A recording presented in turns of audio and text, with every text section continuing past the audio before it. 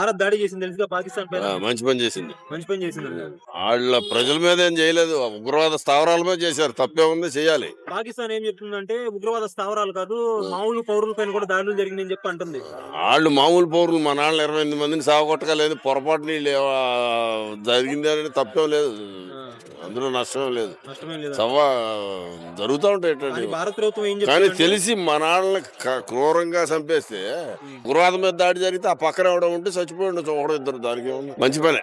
మంచి పని అంటారు. నరేంద్ర మోదీ గారు తీసుకుంది, మోదీ గారు తీసుకుంది మంచి పని అంటారు. ఇండియా గవర్నమెంట్ తీసుకుంది మంచి పని. మోడీ సంగతి ఇండియా గవర్నమెంట్ తీసుకుంది మంచి పని. ఓకే, అందులో డౌట్ లేదు. మంచి పని. ఇప్పుడు ఉగ్రవాదానికి ఒక ఫుల్ స్టాప్ పెట్టలేమండి మనం. ఇప్పుడైతే ఓ 70 మందిని లేపేసాము ఇక్కడ.